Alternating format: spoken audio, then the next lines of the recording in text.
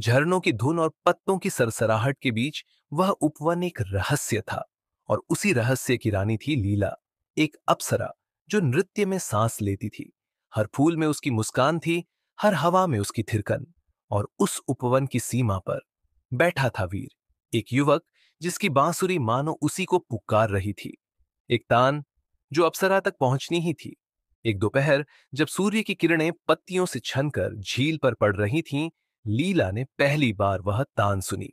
वह धुन कोई साधारण संगीत नहीं था, उसमें कोई पुकार थी, कोई गहराई, कोई अनकही तड़प।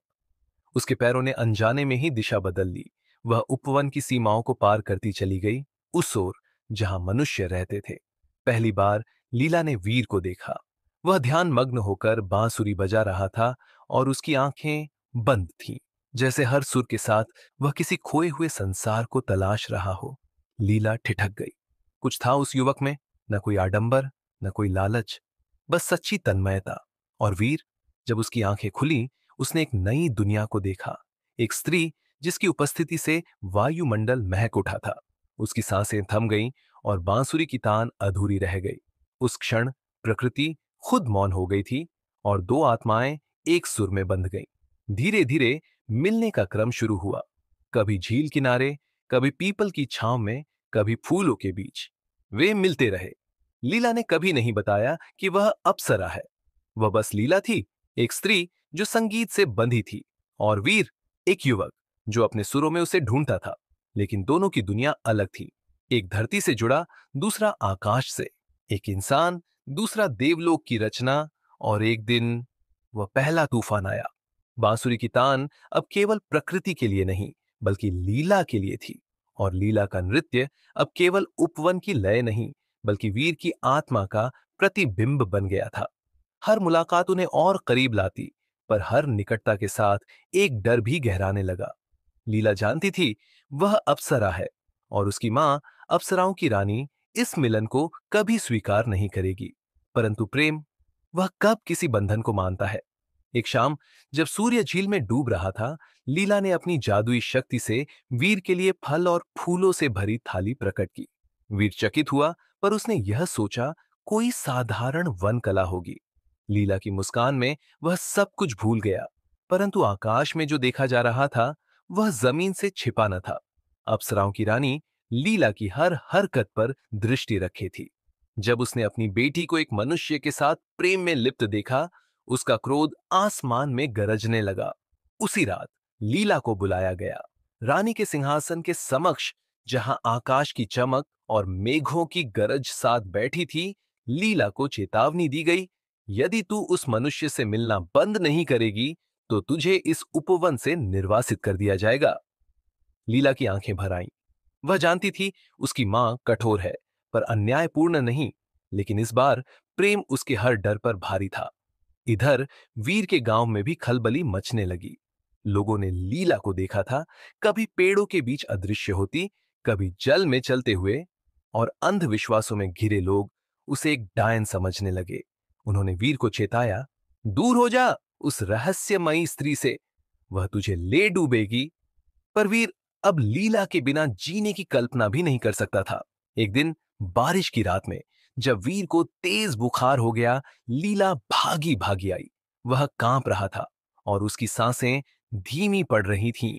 लीला के सामने अब एक विकल्प था, या तो वह अपनी असली पहचान वीर को बताए और उसे बचाए, या चुपचाप उसे मरता देखे। उसने निर्णय लिया।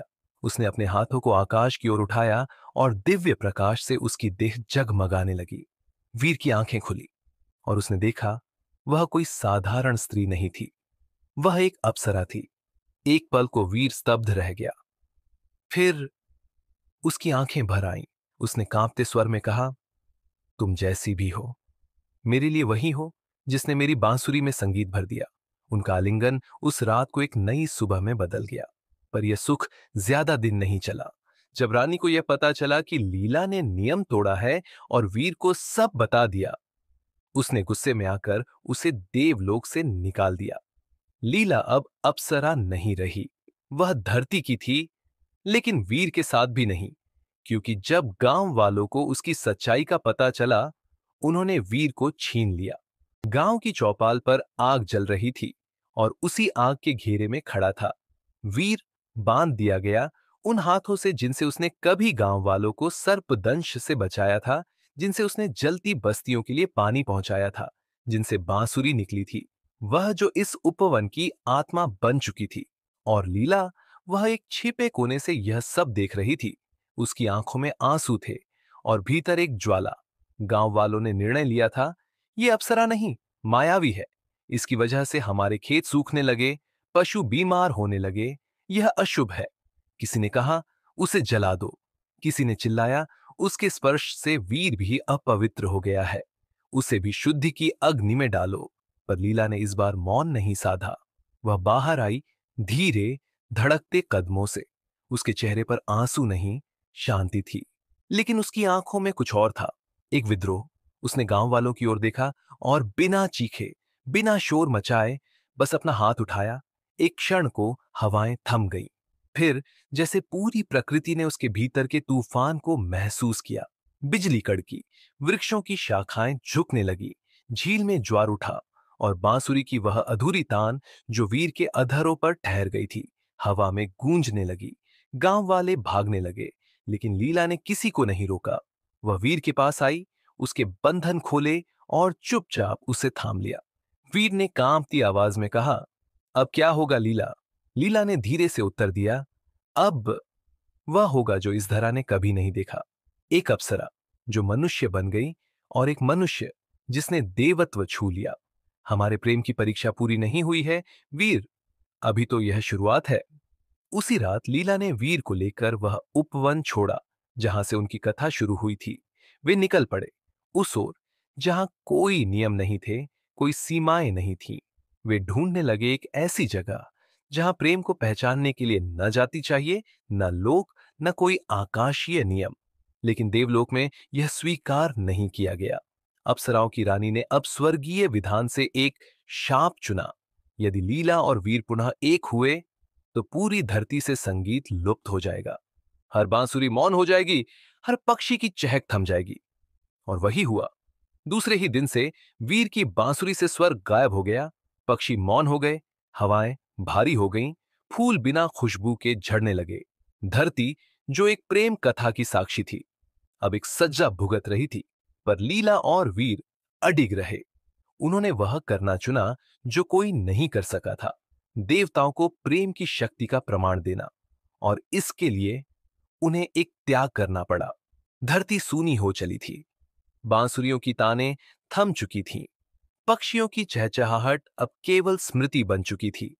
लीला और वीर अब एक निर्जन कुटिया में रहते थे, प्रकृति की हर आवाज को खोकर। वीर की बांसुरी अब लकड़ी मात्र रह गई थी, उसमें स्वर नहीं, सिर्फ एक मौन जो हर बार उसके होठों तक पहुंचते ही कांप जाता। लीला दिन रात स्वर्ग के विधान को चुनौती देने के लिए तप करती रही। न जल, न अन्न, केवल एक लक्ष्य, प्रेम को न्याय मिले। और एक दिन जब उसकी सांसें डगमगाने लगीं, जब शरीर तप से थकने लगा, उसने आकाश की ओर देखा और कहा, यदि हमारा प्रेम सच्चा है तो इस देह से बाहर निकलकर भी उसकी गूंज अमर होनी चाहिए। उसी क्षण उसके चारों ओर प्रकाश फैल गया। आकाश से एक दिव्य शक्ति उतरी, ऋतुगंधा, देवताओं की सर्वोच्च न्याय की मूर्ति। उसने पूछा, क्या तुम जानती हो लीला, इस त्याग का अर्थ? लीला ने थकी पर दृढ़ आंखों से कहा, हां, मेरा प्रेम मर सकता है पर उसका अर्थ अमर होना चाहिए। और तभी लीला ने अपनी आत्मा, अपने जीवन, अपनी दिव्यता, सब कुछ त्याग दिया। वह बिखर गई, एक स्वर बनकर, एक ऐसा दिव्य स्वर जो हवा में समा गया। और उस स्वर ने वीर की बांसुरी को फिर से जगा दिया। वीर ने जब अगली बार बांसुरी को होंठों से लगाया, उसमें लीला की आत्मा गूंजने लगी। हर सुर अब उसकी कहानी कहता था। एक अप्सरा जिसने प्रेम के लिए देवलोक छोड़ा, पृथ्वी को अपनाया और खुद को मिटा दिया। वीर जानता था अब वह अकेला नहीं है। हर बार जब वह बांसुरी बजाता, लीला उसे सुनती, महसूस करती, बहती हवा में, झरने की बूंदों में और खिलते फूलों की कंपन में। कई वर्षों बाद एक बच्चा उपवन में बांसुरी बजा रहा था। उसके पास एक लड़की बैठी थी जिसकी आंखें चमकती थीं, जैसे वह धुनों को पहचानती हो। शायद लीला और वीर फिर जन्मे थे।